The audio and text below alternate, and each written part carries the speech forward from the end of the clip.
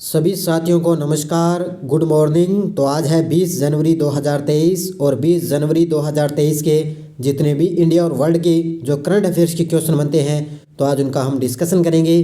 पूरा वीडियो ध्यान से देखना और लास्ट में आपसे क्वेश्चन पूछूंगा जिनके जवाब आपको कमेंट बॉक्स में देना होगा। तो डेली आपको 7 बजे लाइव क्लास रोजाना पूरे आनंद के साथ आपको मिलती है।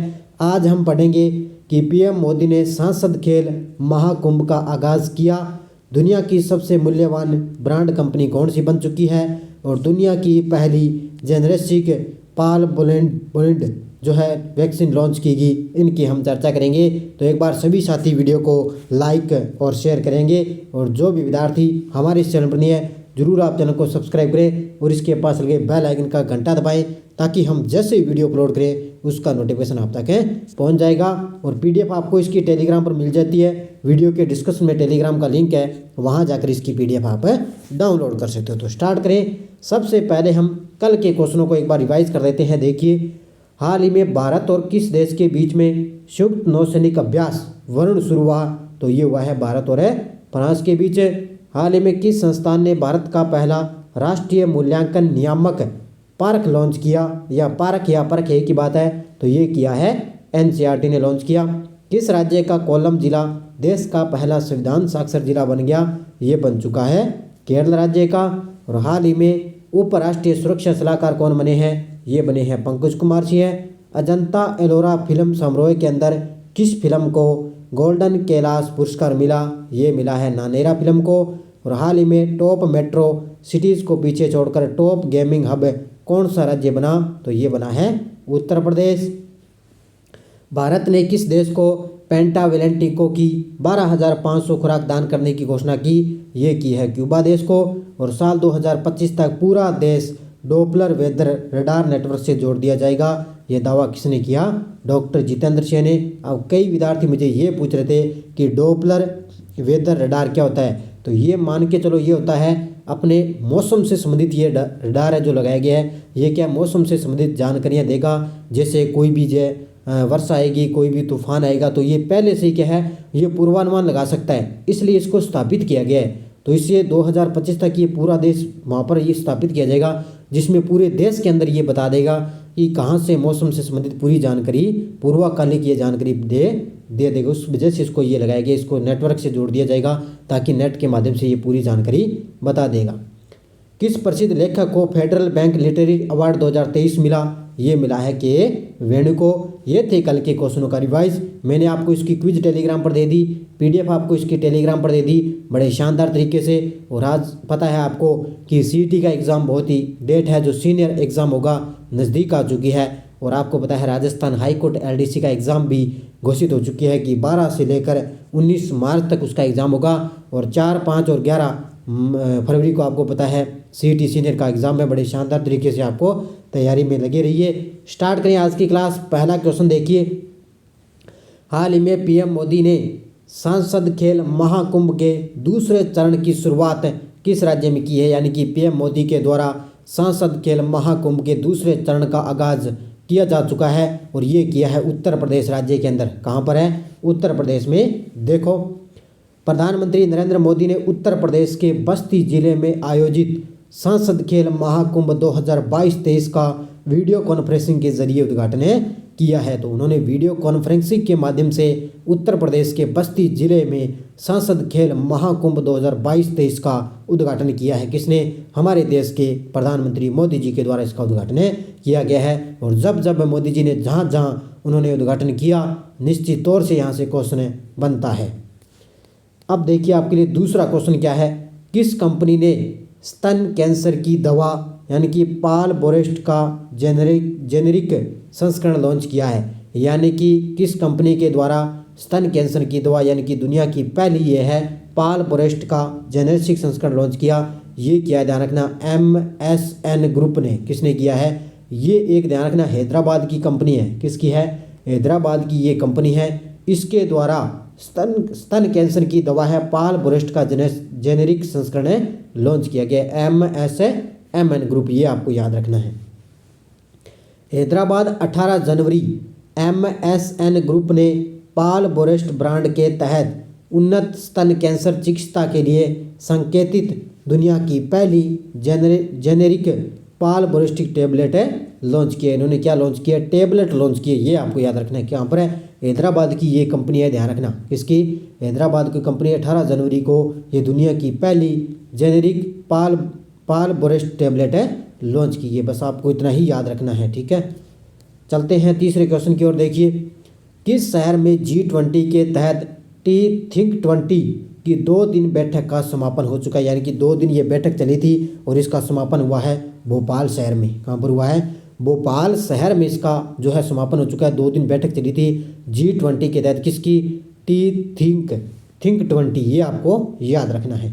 देखो, भोपाल में G20 के तहत यानी कि टी का मतलब थिंक 20 की 2 दिन की बैठक का समापन हो गया।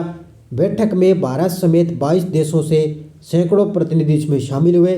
और भोपाल में इसका उद्घाटन कब किया गया? भोपाल में सोमवार से G20 के तहत थिंक 20 कार्यक्रम की 2 दिवसीय बैठक का मुख्यमंत्री शिवराज सिंह चौहान ने इसका उद्घाटन किया था। यानी कि मध्य प्रदेश के मुख्यमंत्री हैं शिवराज सिंह चौहान ने इसका उद्घाटन किया। 2 दिवसीय बैठक थी। अब इसका जो है भोपाल के अंदर इसका समापन हो चुका है। चौथा प्रश्न देखो, defence statics website global fire power में सबसे ताकतवर देशों की लिस्ट में कौन सा देश शीर्ष पर है? Defence statics website global fire power में सबसे ताकतवर देशों की लिस्ट में कौन सा देश सबसे टॉप पर है? वो है तुर्की देश। कौन सा हो जाएगा? तुर्की देश टॉप पर है। देखो, global fire power military strength index 2023 के अनुसार तुर्की एक बार फिर मध्य पूर्व और उत्तरी अफ्रीका क्षेत्र का सबसे ताकतवर देश बनकर उभरा है। कौन सा देश है?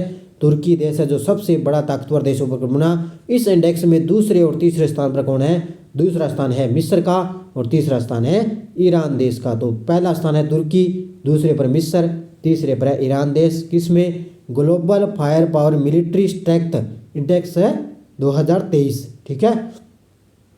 तो इसमें क्या है? तुर्की का पहला स्थान है। आगे चलते हैं हम 5 नंबर प्रश्न। देखो, कौन सा केंद्र शासित प्रदेश पूरी तरह से ई गवर्नेंस मोड में शिफ्ट होने वाला पहला केंद्र शासित प्रदेश बना है? यानी कि कौन सा ऐसा केंद्र शासित प्रदेश है जो पूरी तरह से ई गवर्नेंस मोड में शिफ्ट होने वाला, यानी कि पूरी तरह से डिजिटल जो है नेट से जुड़ चुका है, यानी कि ऑफलाइन सिस्टम उसमें बंद हो चुका है, और वो है जम्मू कश्मीर। कौन सा हो जाएगा? जम्मू कश्मीर। देखो, जम्मू और कश्मीर प्रशासन के डिजिटल तरीके को पूरी तरह से अपनाने वाला भारत का पहला केंद्र शासित प्रदेश बन चुका है। जम्मू और कश्मीर में सभी सरकारी प्रशासनिक सेवाएं वर्तमान में केवल डिजिटल रूप में प्रदान की जाती है। यानी कि जितने भी जम्मू कश्मीर केंद्र शासित प्रदेश है वहाँ पर जितने भी सरकारी और प्रशासनिक सेवाएं हैं वहाँ पर क्या वर्तमान में डिजिटल, यानी कि डिजिटल से सबसे ज़्यादा काम वहाँ पर हो रहा है। ऑफलाइन सिस्टम है ना, वहाँ पर सब बंद हो चुका है, यानी कि सारा काम ऑनलाइन सिस्टम से किया जा रहा है। तो ये केला केंद्र शासित प्रदेश बन चुका है जम्मू कश्मीर। छठा प्रश्न देखो, कौन सी कंपनी दुनिया की सबसे मूल्यवान ब्रांड कंपनी बन चुकी है? ये बन चुकी है अमेजॉन। कौन सी बन चुकी है? अमेजॉन ने क्या है? एप्पल कंपनी को पछाड़ कर दुनिया की सबसे मूल्यवान ब्रांड कंपनी बन चुकी है। देखो, अरबपति जेफ बेजोस ये है अमेजॉन कंपनी के संस्थापक। ई कॉमर्स कंपनी अमेजॉन पिछले साल के टॉपर एप्पल को पीछे छोड़ते हुए सबसे मूल्यवान ब्रांड कंपनी बन चुकी है। यानी कि अरबपति जेफ बेजोस की ई कॉमर्स कंपनी है अमेजॉन। इसने पिछले साल के एप्पल को पीछे छोड़ दिया। भारत आईटी टेक दिग्गजों में इंफोसिस पिछले साल के 158वें स्थान से उछलकर 150वें स्थान पर पहुंच गया है। अब इसका मतलब ये क्या होता है कि भारतीय आईटी टेक दिग्गजों के अंदर क्या इंफोसिस ये क्या है? पिछले साल 158वें स्थान पर था, लेकिन ये उछलकर अब 150वें स्थान पर पहुंच चुका है। तो ये सबसे टॉप पर अमेजॉन और 2 नंबर पे एप्पल कंपनी आ चुकी है सबसे मूल्यवान ब्रांड कंपनी के अंदर। चौथी औद्योगिक क्रांति के लिए WEF केंद्र किस शहर में स्थापित किया जाएगा? ये किया जाएगा हैदराबाद के अंदर। कहाँ पर है? हैदराबाद के अंदर स्थापित किया जाएगा। हाल ही में विश्व आर्थिक मंच यानी कि WEF ने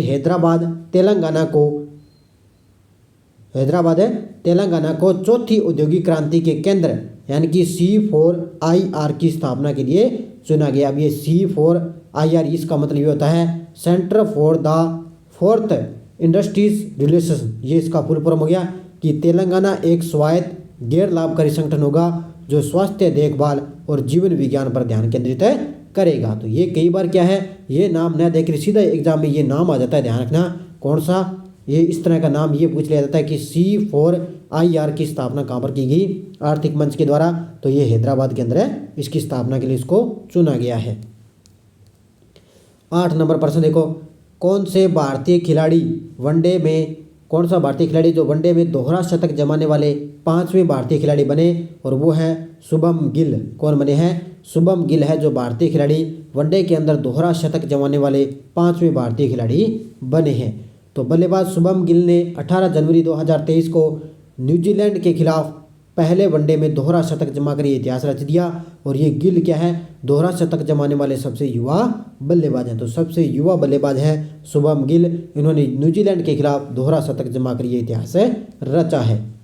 9 नंबर प्रश्न देखो, विश्व बैंक ने किस देश को दक्षिण एशिया की सबसे कमजोर अर्थव्यवस्था करार दिया है? विश्व बैंक ने किस देश को दक्षिण एशिया की सबसे कमजोर अर्थव्यवस्था करार दिया? ये दिया है पाकिस्तान को। किसको दिया है? पाकिस्तान को। देखो, विश्व बैंक की ग्लोबल इकोनॉमिक प्रोस्पेक्टस रिपोर्ट के अनुसार इस वर्ष पाकिस्तान की आर्थिक वृद्धि दर केवल 1.7% रहेगी। कितनी? इस वर्ष से पाकिस्तान की जो आर्थिक वृद्धि दर है वो सबसे कम है, सबसे देशों से निम्न है, 1.7% रहेगी। और इस रिपोर्ट के अनुसार पाकिस्तान दक्षिण एशिया की सबसे कमज़ोर अर्थव्यवस्था में, सबसे कमज़ोर अर्थव्यवस्था में चल रहा है पाकिस्तान। और विश्व बैंक की एक ग्लोबल ये रिपोर्ट आई है, उसमें यह पाकिस्तान को सबसे अर्थव्यवस्था में करार दिया गया है। 10 नंबर देखो, राष्ट्रीय आपदा प्रतिक्रिया बल 2023 कब बनाया गया? तो ये राष्ट्रीय आपदा प्रतिक्रिया बल 2023 बनाया गया है 19 जनवरी को। कब बनाया गया? ये 19 जनवरी को बनाया गया है। देखो, राष्ट्रीय आपदा प्रतिक्रिया बल नेशनल डिस्ट्रेस रिस्पॉन्स फोर्स यानी कि NDRF हर साल 19 जनवरी को अपना स्थापना दिवस मनाता है। तो ये कई बार सीधा इस तरह पूछ लिया जाता है, NDRF तो ये कब बनाया गया? 19 जनवरी को। और ये अब की बार इसका 18वां स्थापना दिवस बनाया गया। कौन सा? 2023 के अंदर, यानी कि 19 जनवरी के अंदर दिन इसको क्या है, 19 जनवरी के अंदर उसको क्या है, 18वां स्थापना दिवस बनाया गया। और हर साल ये 19 जनवरी को बनाया जाता है। कौन सा? राष्ट्रीय आपदा प्रतिक्रिया बल दिवस बनाया जाता है।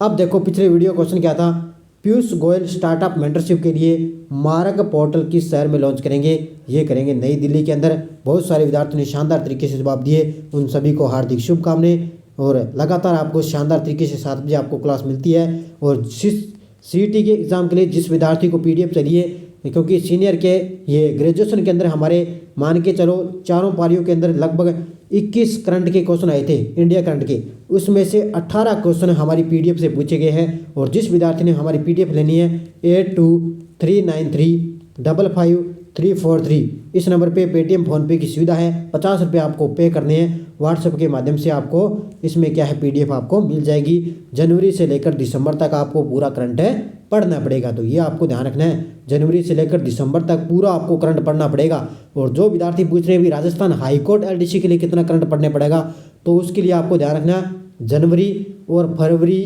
का करंट पढ़ना पड़ेगा। ठीक है, यानी कि जनवरी पूरा और फरवरी आधा महीना, फरवरी का आधा महीने का करंट और जनवरी पूरा, बाकी 2022 का आपको करंट पूरा पढ़ना पड़ेगा। तो इसके हिसाब से आप तैयारी कर सकते हो। अब देखो क्वेश्चन फॉर यू, हाल ही में स्पेस ने सुपर कप 2023 का खिताब किस टीम ने जीता? शेष Bharat, Barcelona, Saurashtra, real Madrid. इसका जवाब आपको कमेंट बॉक्स में देना है। तो सभी साथी वीडियो को जाते जाते लाइक और शेयर करेंगे। लगातार आपको ये क्लासें मिलती रहेगी। सभी विद्यार्थियों को जय हिंद, जय भारत, राधे कृष्णा।